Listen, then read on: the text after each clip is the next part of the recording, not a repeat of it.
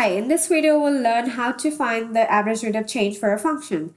So I have the function in f of x is equal to x squared plus 6x plus 9, and I need to calculate the average rate of change for this function between x equals 1 and x equals 3. So there's a formula for finding the average rate of change, which is f of b minus f of a over b minus a. So let's say, let's assume that these points are nothing but a. These are not the points, these are the intervals. So we need to find the average rate of change between these two intervals. So let's say this is A and this is B. So I'll go ahead and plug in the values of A and B into this formula first. So this will be f of B is 3, so I'll write here f of 3 minus f of A is 1, so I'll write here 1 over B is 3 and A is 1. Now, we don't know what is the value of f of 3 and f of 1. So for finding the value of f of 3 and f of 1, what I'm going to do is I'll substitute x equals 3 into this function to get the value of f of 3. And then I'll plug in x equals 1 into this function to find the value of f of 1. So let's plug in x equals 3 into the original function here. So this will be f of 3 is equal to, I'm replacing x with 3, so this will be 3 squared plus 6 times 3 plus 9. Now this will be 3 squared will be 9 plus 6 times 3 is going to be 18 plus 9. 9 plus 9 will be 18 and 18 plus 18 will be 36.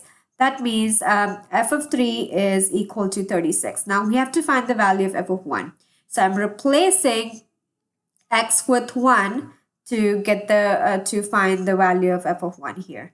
So again, plugging in 1 into this function, this will be 1 squared plus 6 times 1 plus 9. 1 squared is nothing but 1 plus 6 times 1 will be 6 plus 9. So 9 plus 1 is 10 and 10 plus 6 will be 16. That means f of 1 is 16. So I've got the value of f of 1 and I've got the value of f of 3. Now let's go ahead and plug in these values into this formula. So in place of f of 3, I'll write 36 minus, in place of f of 1, I have to write 16, and over 3 minus 1 will be 2. 36 minus 16 will be 20 divided by 2, and this will be equal to 20 divided by 2 will be equal to 10. That means the average rate of change for this function is average rate of change for this function between 1 and 3 is 10. So that will be my final answer is 10.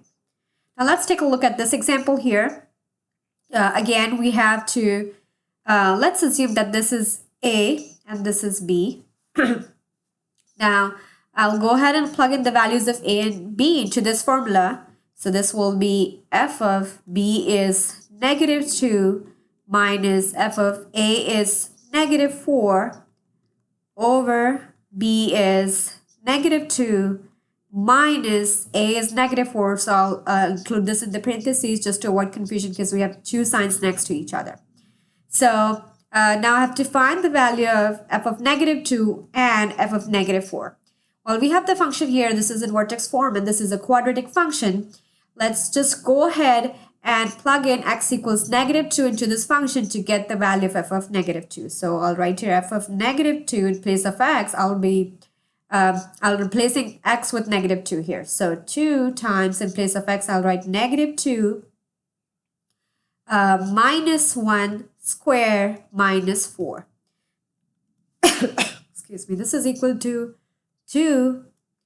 Negative 2 minus 1 will be negative 3, and negative 3 square will be negative 3 times negative 3, which will be positive 9. So this will be 9 minus 4. Now 2 times 9 will be 18, and 18 minus 4 will be 14. Okay, so this is f of negative 2. Now let's go ahead and find the value of f of negative 4. So I'll plug in x equals negative 4 into my original function again. So this will be 2. In place of x, I'll write negative 4 minus 1 whole square minus 4. Now simplifying it, solving this, negative 4 minus 1 will be negative 5, and negative 5 square will be negative 5 times negative 5, which will make it 25. Negative 5 times negative 5 is 25. minus 4. Now 2 times 25 will be 50 minus 4. And 50 minus 4 will be 46. That means f of negative 4 is 46.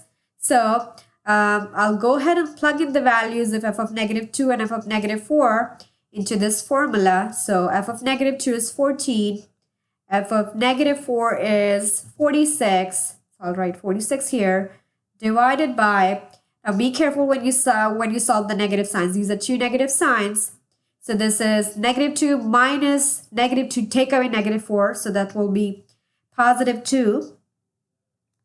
And 14 minus 46 will be negative 32 divided by 2. So negative 32 divided by 2 will be negative 16.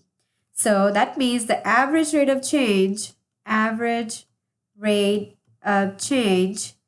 for this function between this interval negative 4 and negative 2 is negative 16. Okay, that's all for this video. Thank you so much for watching. Please like, comment, and subscribe to my channel. I'll see you in next video.